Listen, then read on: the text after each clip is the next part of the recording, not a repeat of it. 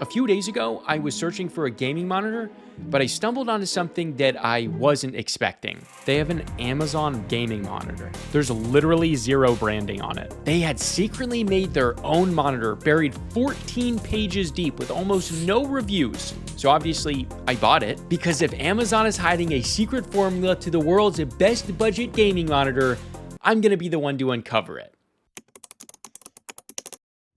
I've got right here an Amazon Basics gaming monitor. Okay, but check this out because it's kind of hilarious. This is the Amazon listing and it's $128.59 at the time of filming with list price $147.99. So that's actually pretty good. It's 27 inches, 1080p, 165 hertz. But if we scroll down here, we can see 27-inch IPS digital monitor for gaming and entertainment. Because guys, entertainment is not gaming.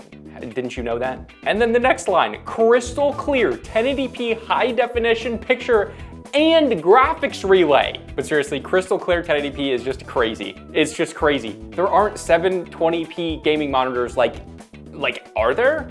Actually, 720 gaming monitor. I don't think I could find one if I tried. Literally every single one of these is 1080p. You can't get 720p if you try. So it's kind of crazy that the bare minimum resolution that Amazon themselves sells on their own website is considered crystal clear. But I guess that's fine. Nearly zero lag with 1 millisecond response time for smooth gaming. We'll test that. This, I believe, is the only real branding on this entire box. It's just a cardboard box, which I honestly kind of dig. Let's check it out.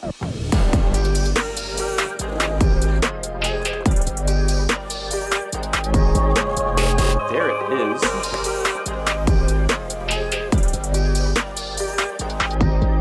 Wow, look at that. Legit metal height adjustable stand. Look at that, like faux carbon. It even feels good. That's actually really cool. It's a metal stand and it's height adjustable.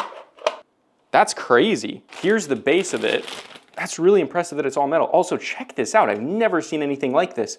These have like little suction cups. Let's actually try it. Does it make the sucking sound? That's actually kind of genius. That is a really, really smart design. We soon figured out that the Amazon's monitor stand actually had every adjustment, which was very impressive. It's got swivel and height and tilt, and it's all metal and it feels good. I also missed there that it has full rotation to the left and right, not just height, tilt, and swivel. But then the monitor itself.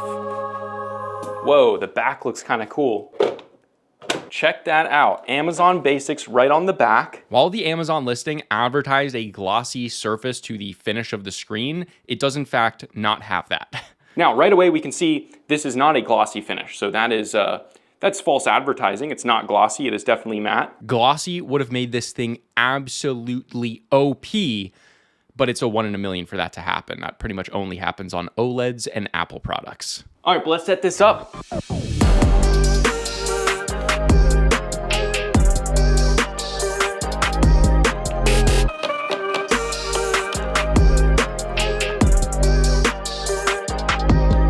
Okay. All right, let's turn this sucker on. 165 hertz, let's go right into the settings. The menu system absolutely shocked me though. That's actually really impressive. Wow, it works really fast. I was expecting a non-intuitive, kind of like Chinese-based OSD that's just unintuitive to use, and that's not what they delivered. And it doesn't even look bad. That's actually really, really nice. Look at that, you have brightness there. Let's turn the brightness all the way up, because it's kind of dim right now. Oh my God, that gets way brighter than I expected.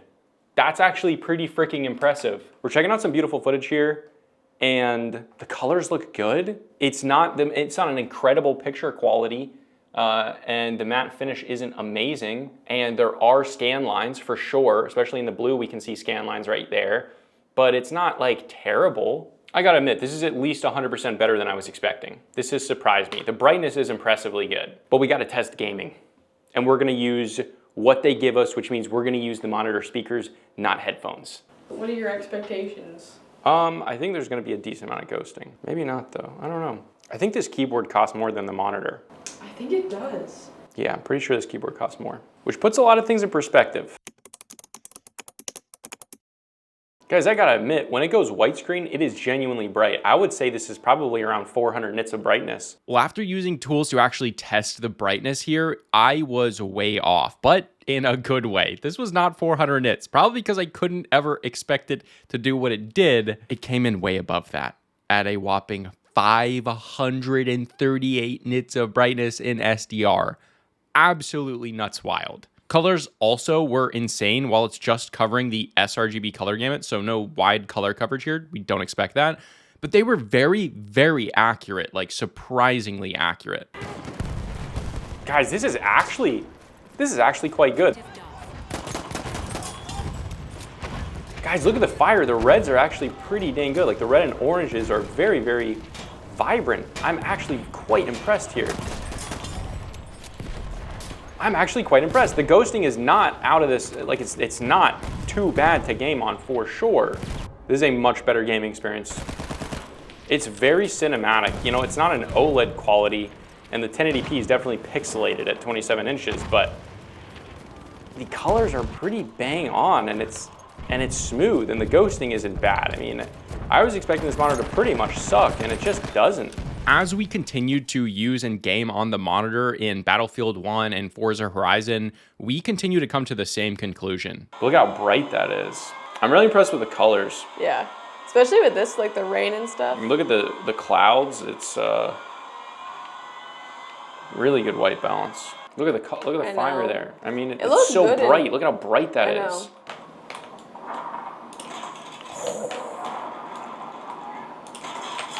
Bam. I mean, it's very dynamic. It gets bright in like the sun over there. That's what I'm saying. Like every part of this, you know, it's not, the specs aren't amazing, but every part of what it is tuned very well. It's just it's well packaged.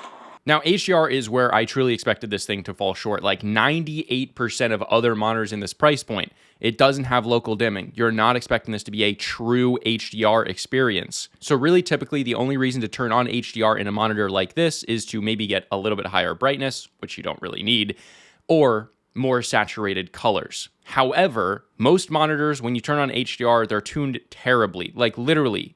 Probably 90% of monitors under 250 bucks are tuned horribly for HDR. Well, this one just isn't.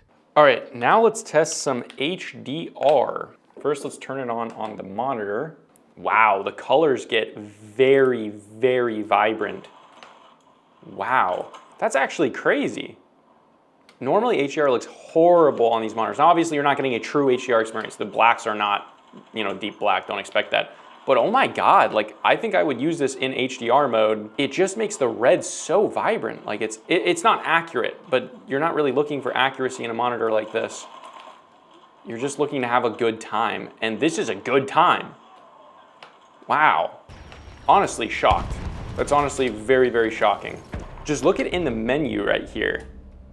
Just when we go to go in, look at how vibrant these reds are and greens. It also doesn't like wonk out the colors, which even on higher end monitors, a lot of times they'll just wonk out the colors and like the white balance is still on and it's not washed out at all. In fact, it gets less washed out. Look at that, that's really, really impressive. Now it's time to test the ghosting and see actually how good it is. Now for ghosting, I fully expected this to be the point where, yeah, this is going to be the limiting factor. It is for most monitors in this price point. I expected the ghosting tuning to be terrible. And this monitor unfortunately suffers from winning too much. And check that out, a very, very small amount of ghosting. And that's out of the box. That is crazy. I'm thoroughly impressed and I was not expecting this.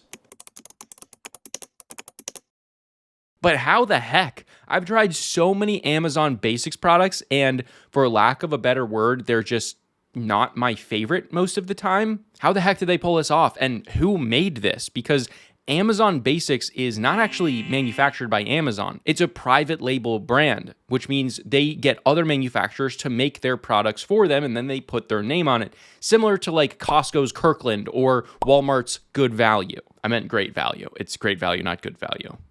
Good Value would be funny.